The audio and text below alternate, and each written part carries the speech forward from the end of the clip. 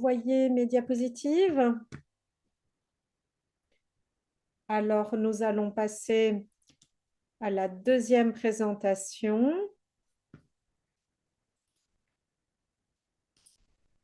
Vous avez déjà grandement contribué à la discussion, donc je ne vous présente pas. Mais nous avons le professeur Ebab Attallah de Wisconsin, du Medical College. Il est professeur de médecine en hématologie et en cancer au Medical College de Wisconsin. Donc, soyez le bienvenu, Hiram. C'est un plaisir de vous avoir parmi nous. Merci, Stéphanie. Et n'oublions pas que j'ai été élevée au Nigeria. Donc, je suis africain. Donc, vous êtes africain et un expert international. Vous avez les deux casquettes. C'est formidable. Alors, nous n'avons pas de photo de Ahmed Ibrahim Olowassoum. J'espère avoir prononcé votre nom correctement.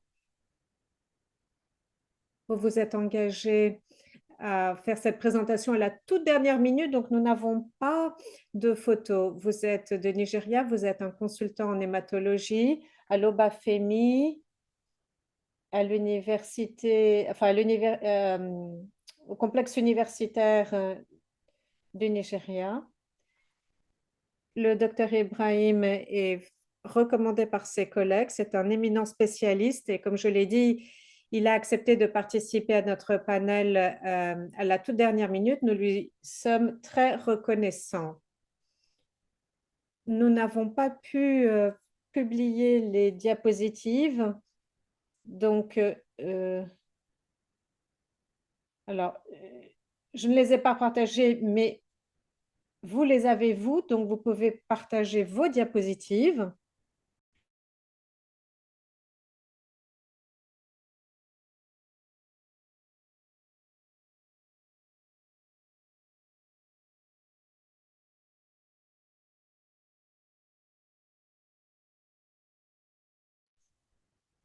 Alors, nous voyons vos diapositives.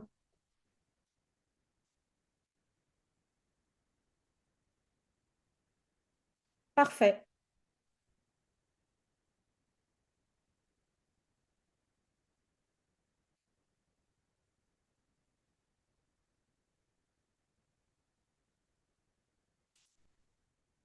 Merci beaucoup. Merci Stéphanie de me donner cette possibilité de m'adresser à vous. Merci au professeur Atala.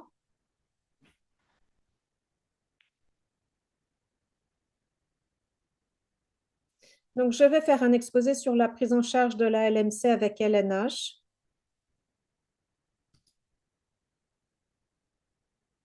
C'est une de nos patientes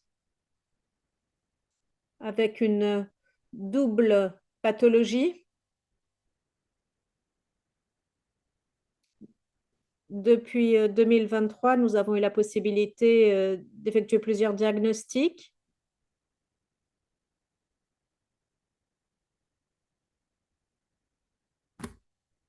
Le son de l'orateur est très mauvais. Les interprètes l'entendent très mal. Nous avons un centre hospitalier et nous avons une antenne détachée.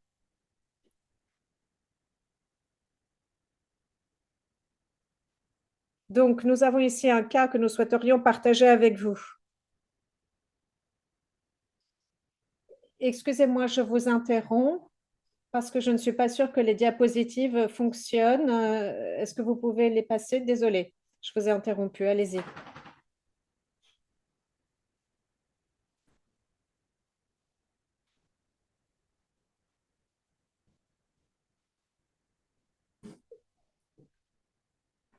Nous avons donc plusieurs cas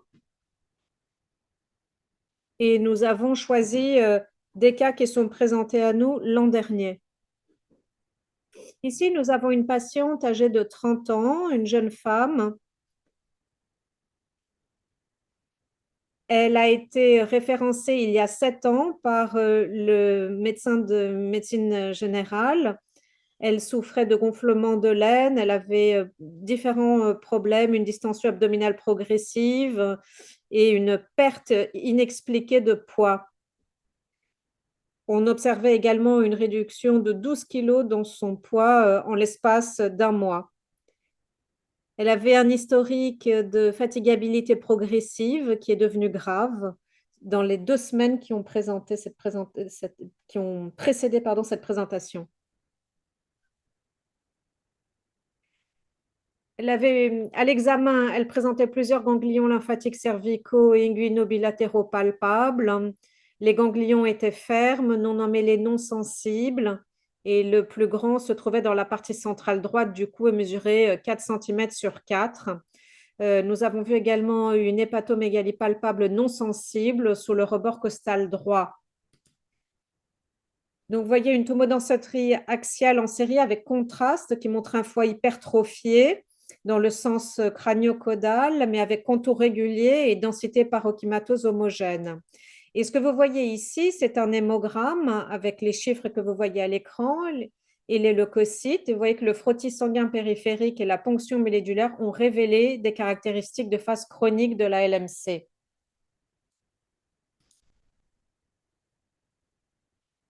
Ensuite, nous avons le RT-QPCR qui a montré un taux très élevé, 63%. Et au contraste, nous avons fait une première évaluation de phase chronique de LMC.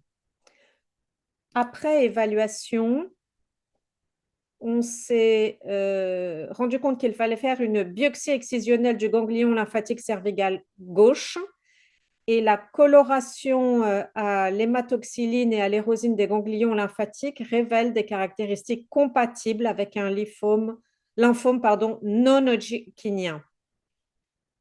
C'est ce que nous voyons ici. Vous voyez, la coloration montre ici une architecture nodulaire effacée dans le premier cas. Dans le deuxième cas, nous voyons des cellules malignes diffuses avec une coloration cytoplasmique.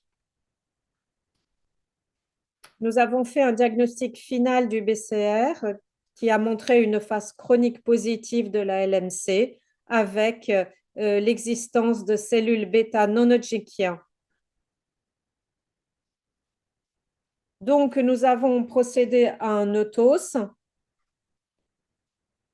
avec des scores de 0,49 et les autres chiffres que vous voyez à l'écran.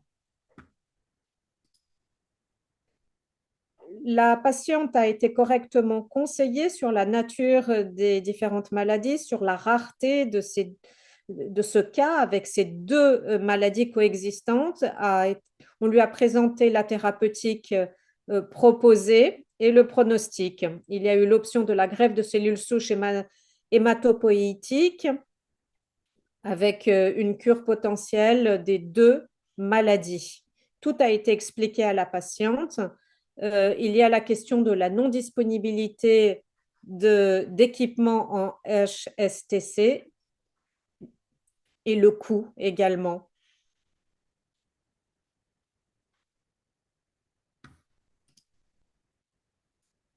On a commencé avec l'imatinib mesylate à 400 mg par jour grâce au programme GIGSAP.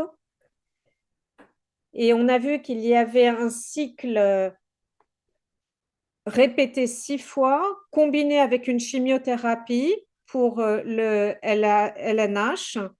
On a introduit le rituximab, la cyclophosphamine, l'oncoïde, la dramycine, la prednisolone. Tout cela a été possible grâce aux autorités nationales de santé qui ont participé. Donc, elle a pu obtenir une rémission hématologique complète au bout de 2 mois de thérapie à base d'imatinib, avec une rémission moléculaire profonde au bout de 2 ans de thérapie. Ce que l'on voit à la résolution des différents symptômes et à la normalisation de l'hémogramme complet. Donc, nous voyons également qu'il y a eu une rémission complète grâce à la disparition des ganglions lymphatiques et d'autres symptômes présents au terme du 6e cycle. Nous avons continué régulièrement à faire des examens imagiologiques et elle a été placée sous une thérapie à base de rituximab sous-cutané et à 400 mg d'imatinib. Elle a pu se marier. Nous avons parlé de ses projets de grossesse. Nous avons continué la thérapie imatinib pendant à peu près 3 ans avec la DMR. Et elle a continué le rituximab pendant 1 an. Après le premier cycle de AirShop. Elle a bien adhéré à la thérapeutique. Depuis, elle s'est mariée. Et nous voyons que tout s'est bien passé. Elle a eu un bébé. Nous avons un hémogramme et un BCR qui montrent une perte de la rémission hématologique et une rechute moléculaire au bout de 2 ans. Il n'y avait pas de manifestation clinique de la rechute de LNH.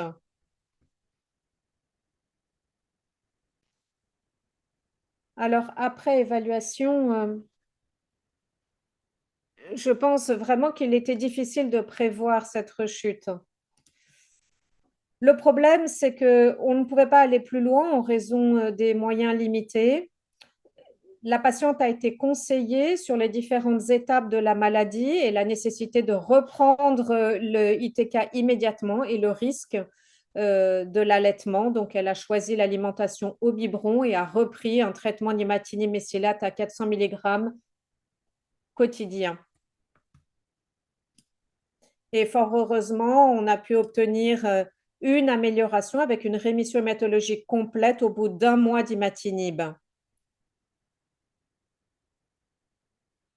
Aujourd'hui, nous avons un traitement ITK au Nigeria dans une proximité. Donc, c'est très intéressant. Alors, pour les points de discussion, moi, j'aimerais savoir si vous auriez fait les choses différemment ou mieux. Si vous aviez eu d'autres moyens, qu'est-ce que vous auriez fait? Et quel aurait été le pronostic de LMC coexistant avec d'autres types de cancers? Est-ce que vous pensez que ça répondrait à l'ITK aussi bien que la LMC en général? Voilà, j'ai terminé ma présentation. Merci de votre attention. Merci, docteur Ahmed. Oui, Stéphanie, on pourrait peut-être revenir aux questions, comme ça je pourrais les présenter. Docteur Ibrahim, c'est vous qui partagez votre écran. Est-ce que vous pourriez revenir à la diapo précédente, s'il vous plaît? Oui, ce serait utile pour nous tous de pouvoir relire vos questions. Oui, un cas très intéressant. Je ne crois pas que j'aurais fait quoi que ce soit différemment. Je crois qu'on ne peut jamais dire faire quelque chose de mieux. Il faut dire faire quelque chose de différent. Mais oui, je suis tout à fait à l'aise avec la combinaison de l'ITK avec d'autres traitements. Euh, mais si vous utilisez l'imatinique avec du Glivec, par exemple, il y a de bonnes données de sûreté, donc il n'y a pas de problème. Moi, j'aurais pas de difficulté à combiner les deux. Pas bon, d'indication pour la greffe. Bon, moi, je ne suis pas spécialisée dans les lymphomes, hein, je me euh, concentre plutôt sur la leucémie, mais je crois on a un taux de survie de 60 à 70% pour les lymphomes. Moi, je ne crois pas qu'on ait d'indication favorable à la greffe. Alors maintenant, la LMC coexistant avec d'autres cancers.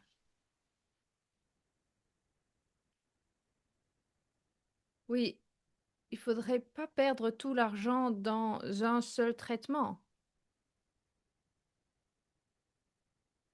Oui,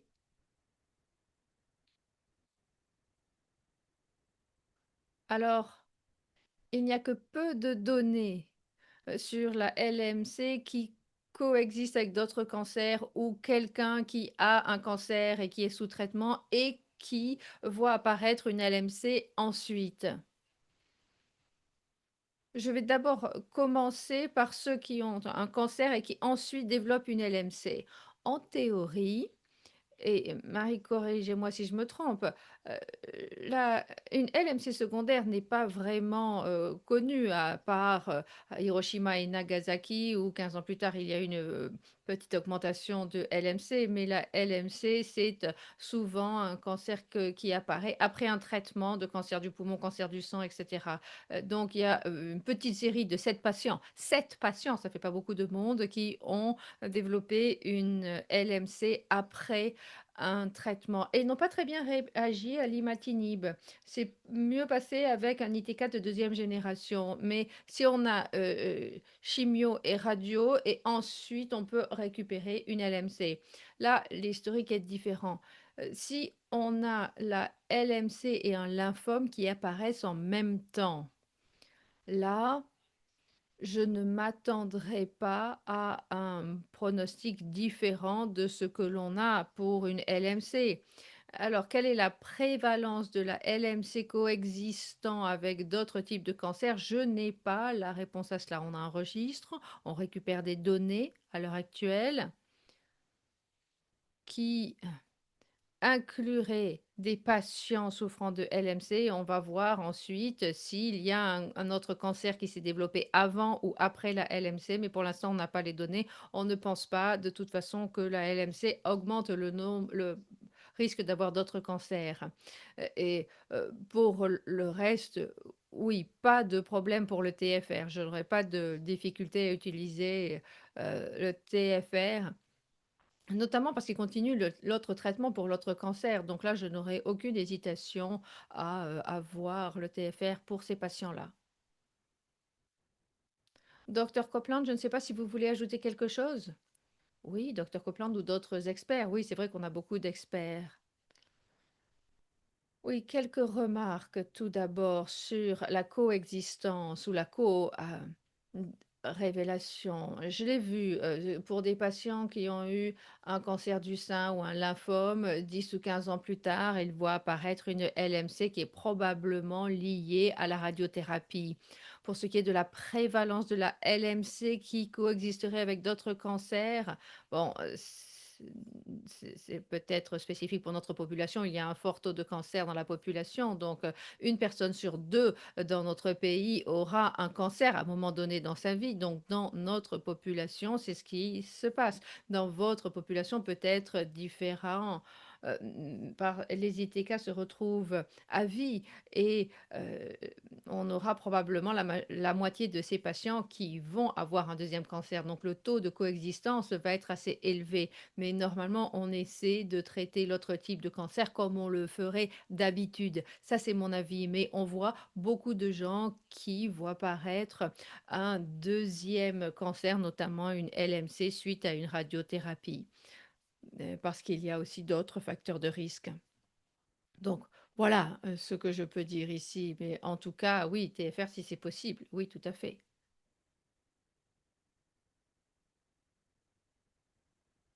Y a-t-il d'autres commentaires sur ce point de discussion? Mathilda, vous voulez faire un commentaire? J'ai une question, parce que je crois que cette présentation a été excellente, mais j'ai une question à poser aux autres experts qui sont présents ici. J'aimerais savoir quelle pourrait être la possibilité d'avoir pour cette patiente une crise blastique au moment du diagnostic et quels auraient été les tests supplémentaires qu'on aurait pu faire pour faire la différenciation? Parce que je crois qu'on a eu un cas similaire l'année dernière. Donc, c'était un LNH et il y avait... On ne savait pas si c'était une crise blastique LMC ou autre chose au moment où on a vu la patiente. Je ne sais pas si vous avez une idée là-dessus. Oui, j'y ai pensé, c'est vrai, lorsque j'ai vu ce cas-là. Heu, Docteur Ibrahim, est-ce qu'on pourrait revenir à la diapo précédente qui montrait les résultats? Parce que morphologiquement, surtout si vous faites une biopsie, des heu, vous devriez pouvoir faire une différenciation, morphologiquement entre un LNH et des cellules immatures. Je crois que, si l'on y réfléchit, si c'est vraiment une crise plastique de LMC, on passe au CHOP et là, on est 3 4 ans plus tard et on a toujours une rémission, c'est probablement, plutôt lymphoïde et non pas, un LNH. Mais il faut confirmer d'abord que ce n'est pas un ALL, que c'est bien vraiment un LNH qui s'est, montré en coexistence avec la LMC. Oui, merci. Je suis d'accord avec vos commentaires. Et nous avons, nous aussi, rencontré certains patients dans une situation similaire.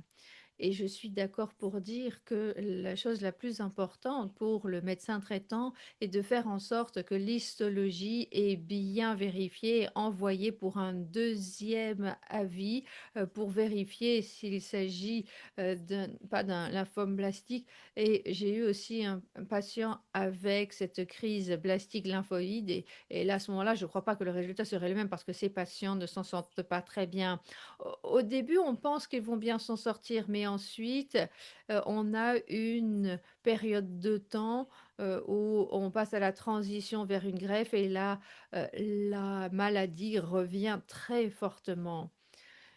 J'ai fait part déjà d'une expérience que j'ai eue où j'ai géré un patient qui avait aussi un cancer de l'œsophage et là, c'était assez difficile, parce qu'on avait la chimiothérapie qui était, donnée aux patients,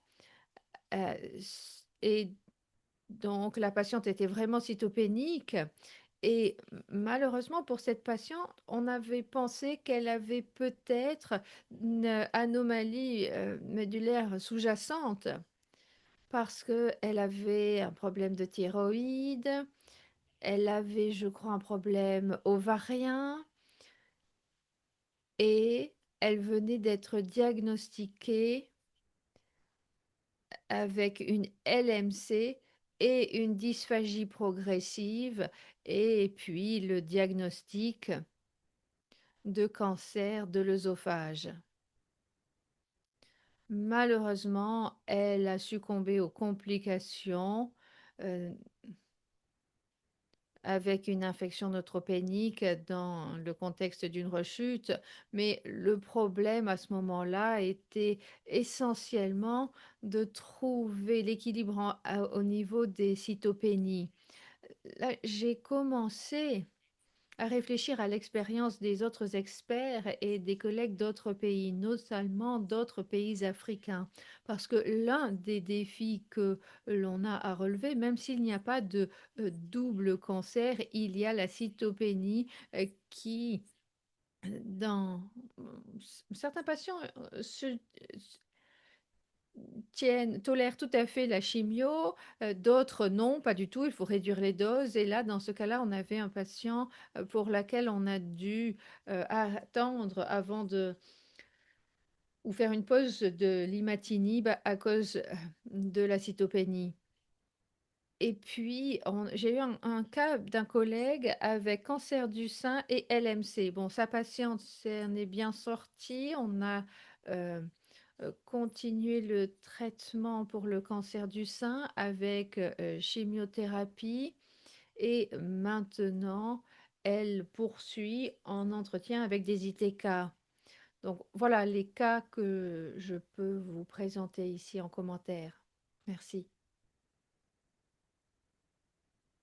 Merci, docteur Mathilda. Je crois que vous avez soulevé une question très importante qui m'était venue en tête également. La cytopénie, très souvent, on la voit aussi en Tanzanie et c'est là l'un des grands problèmes pour nous. C'est vraiment voir comment on peut traiter un patient qui a deux diagnostics de cancer avec une chimiothérapie qui cause une cytopénie. Et je voulais mentionner quelque chose là-dessus.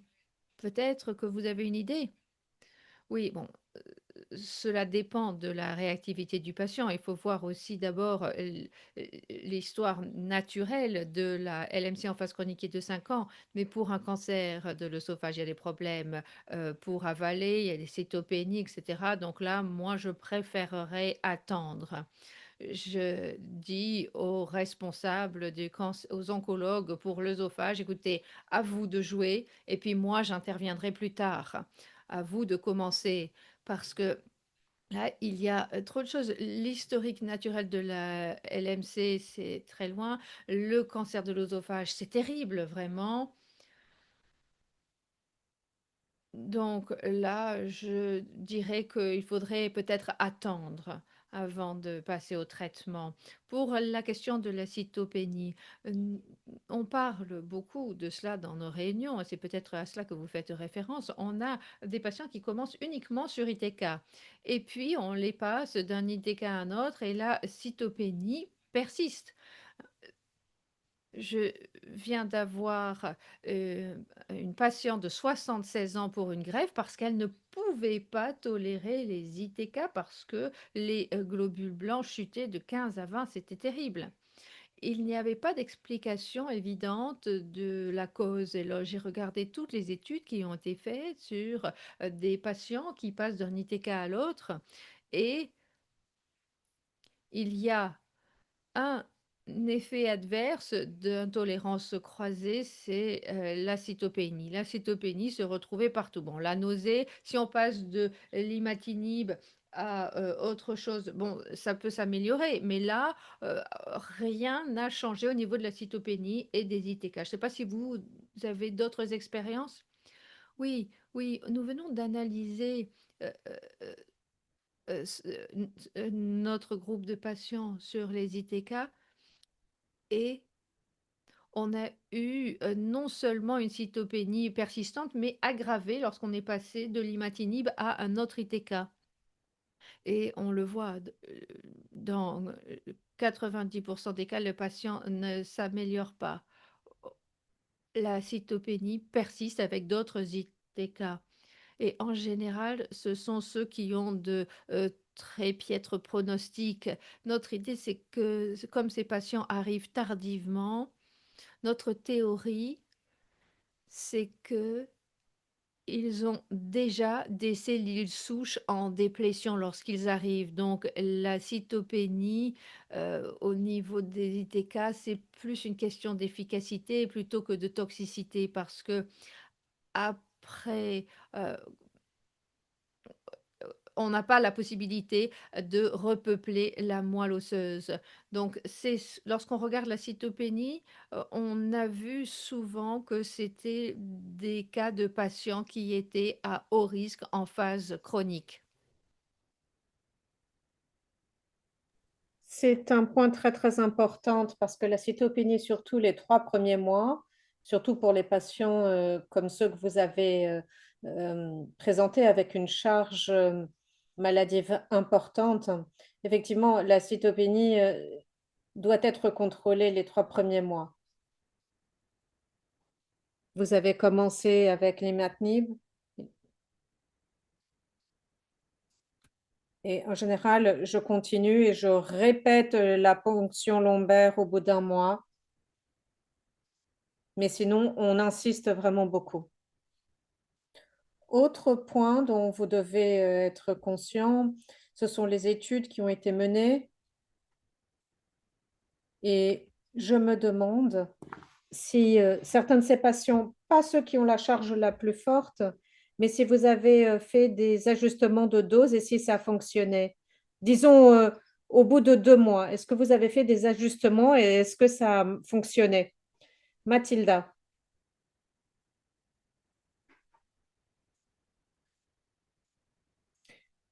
Vous avez dit que les premiers mois sont les plus importants. Eh bien, l'une des choses que nous avons faites, et je crois que le docteur Nasser l'a dit dans sa présentation, c'est l'imatinib en première intention, avant de passer aux substances de deuxième intention.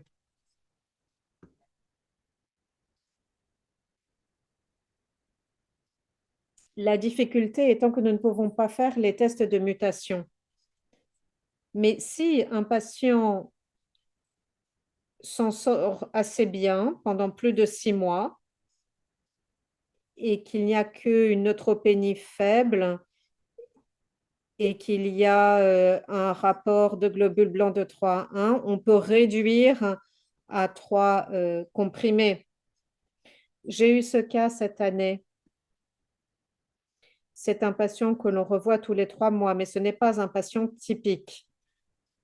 Il se débrouille plutôt bien. Nous avons également un patient plus jeune qui a eu beaucoup de mal avec l'imatinib. Il continuait à avoir des hépatites provoquées par les substances médicamenteuses. Et donc, on a essayé la désatinib à une faible dose. Mais la seule chose qui a fonctionné, c'est le phonotinib à 200 mg. Donc, la difficulté, ce sont les patients avec des faibles doses. Il faut encourager le suivi moléculaire dans la mesure du possible, même si c'est espacé tous les 6 mois, pour être sûr de ne pas passer à côté de quelque chose.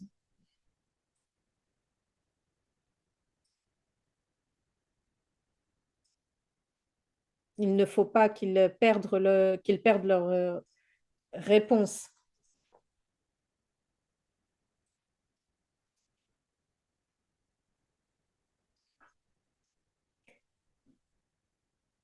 Mais il faut essayer d'autres médicaments.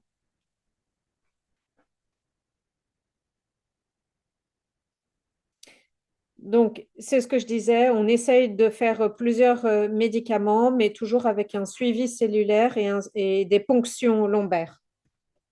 Je vois deux mains levées. Stéphanie, oui, nous avons le docteur Benek en premier et ensuite le docteur Bolarinva.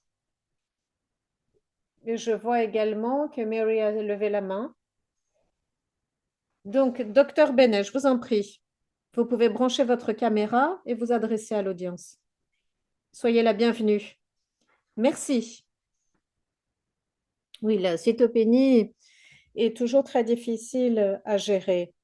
Et je suis bien consciente que pour ceux qui ont été diagnostiqués récemment, ça peut être un signe, un pronostic assez faible, assez pauvre. Alors en général, ce que j'essaie de faire est la chose suivante. Nous voyons des thrombocytopénies plutôt que des cytopénies. Donc, nous continuons à insister jusqu'à ce que ça devienne symptomatique. Nous réduisons certains médicaments. Ensuite, nous maintenons la thérapeutique, mais pas trop longtemps. Parce que pour ceux qui viennent d'être diagnostiqués, s'ils n'arrivent pas à prendre la dose recommandée, eh bien, il y a mutation. Et donc, la cytopénie reste une véritable difficulté. Après un certain temps, lorsque nous avons fait de l'induction, il peut y avoir une rémission, mais ce n'est pas général. Et à ce moment-là, il faut garder 300 mg par jour. Donc, tout ça pour dire que la prise en charge de la cytopénie est difficile, surtout lorsqu'elle apparaît au début de la thérapeutique. C'est un défi parce qu'il peut y avoir mutation rapide. Si le patient présente un certain degré de rémission, eh bien, cela signifie qu'il y a certainement déjà une mutation en cours. Voilà ce que j'avais à ajouter. Et vous continuez combien de temps avec les plaquettes? Écoutez, officieusement, jusqu'à 20, mais c'est officieux. Hein, ça, c'est un suivi serré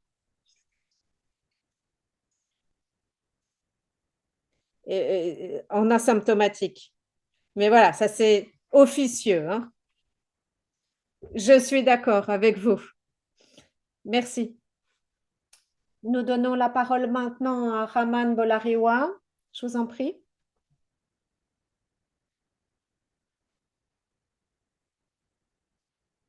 Docteur Bolarinva, vous pouvez brancher votre micro. Sinon, vous pouvez poser votre question par écrit dans le chat. Merci. Bonsoir. Vous m'entendez? Oui, oui, on vous entend très bien, monsieur. Allez-y. Je voulais simplement donner mon avis sur la question de la cétopénie.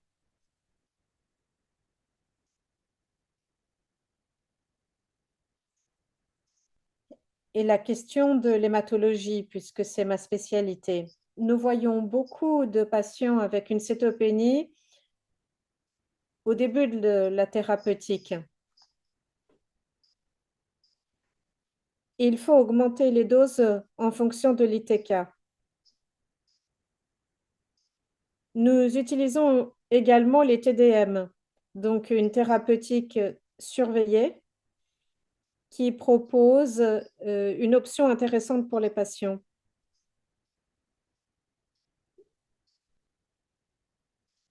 Bon nombre de nos patients, après avoir fait la TDM,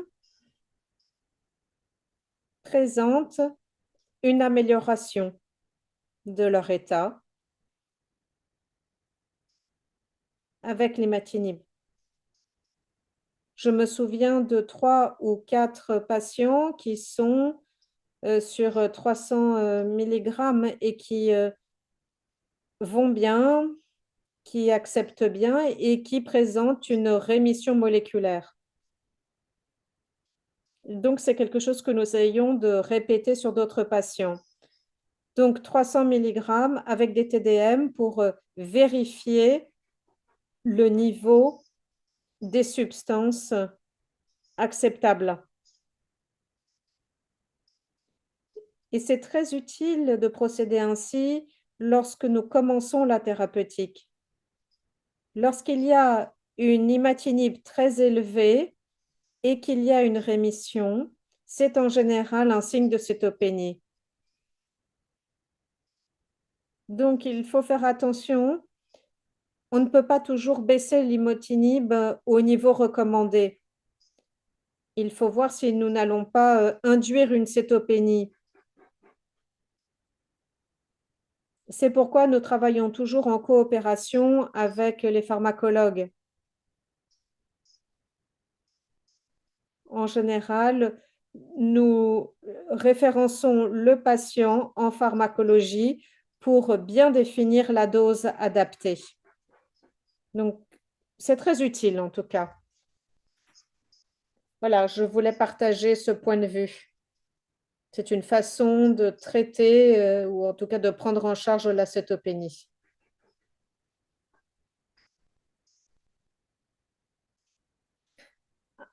À part cela, il y a d'autres choses que nous faisons depuis un certain temps sur les patients.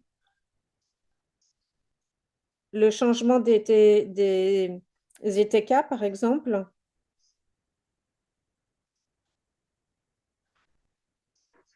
Lorsque nous changeons les ITK, on voit qu'il y a une disparition très souvent de la cétopénie.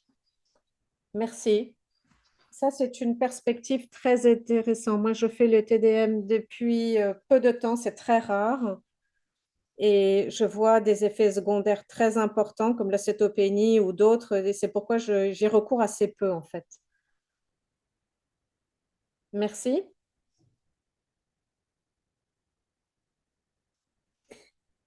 Nous sommes à 5 minutes de la fin de notre réunion.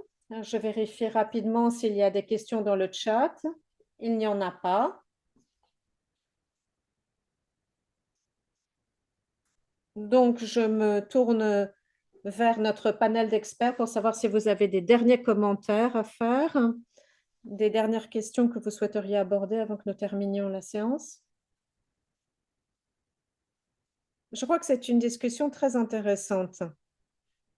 On a entendu des cas très intéressants, des présentations très intéressantes, et donc j'aimerais vraiment remercier tous les orateurs, tous les panélistes. C'est une très bonne soirée avec une très bonne discussion.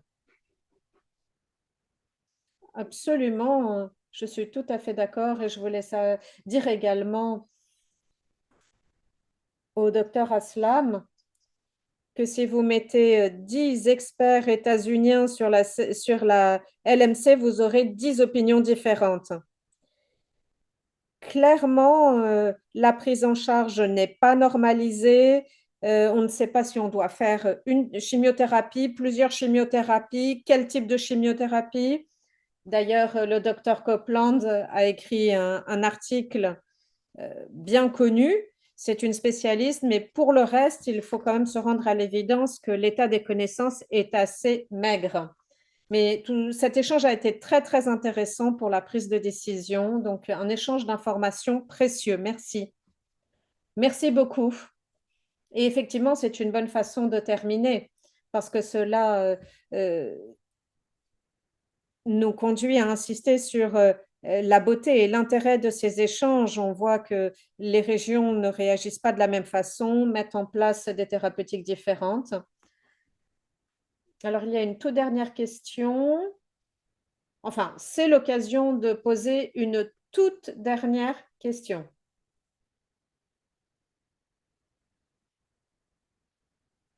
Il y a ici une question sur le GCSF dans les neutropénies persistantes pour les patients LMC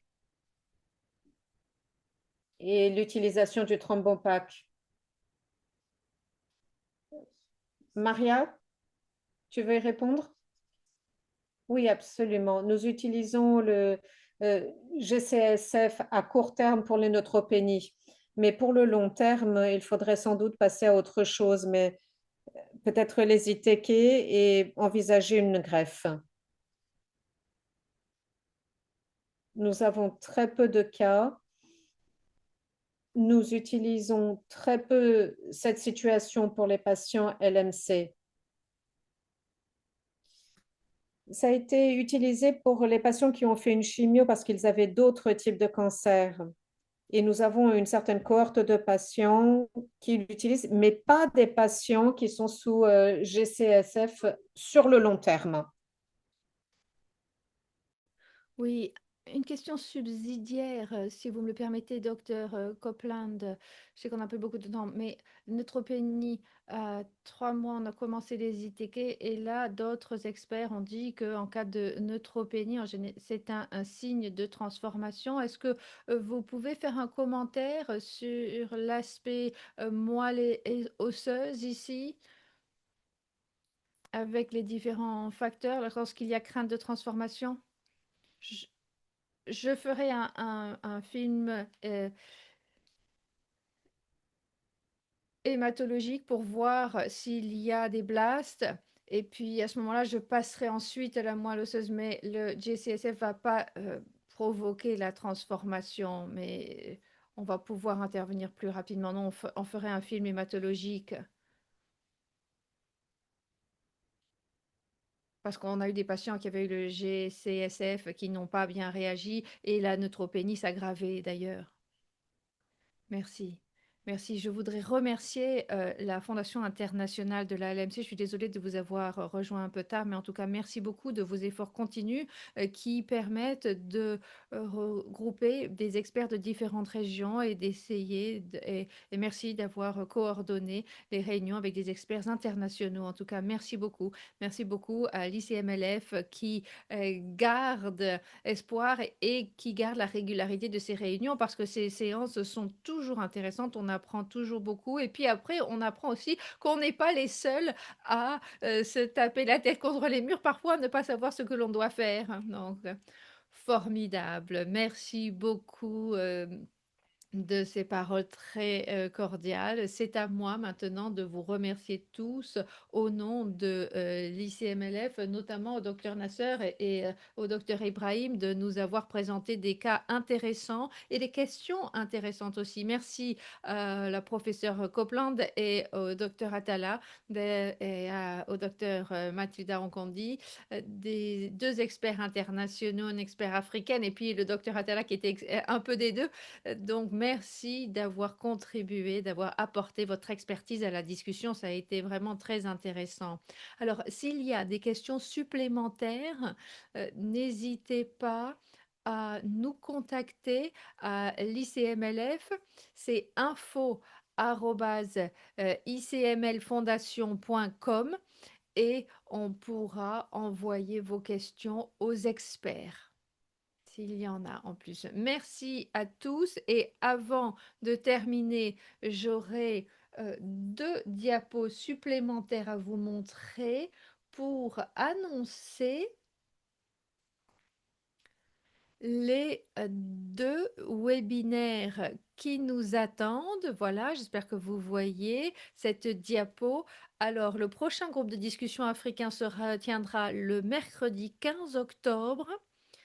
Vous voyez des sujets intéressants d'ailleurs, justement, tenter une TFR dans un environnement où les ressources sont limitées. Deuxièmement, le suivi BCR-ABL et l'intervention, notamment lorsqu'il y a de faibles réactions. Quelles sont les orientations actuelles? On aura des experts de nos centres africains et centres internationaux.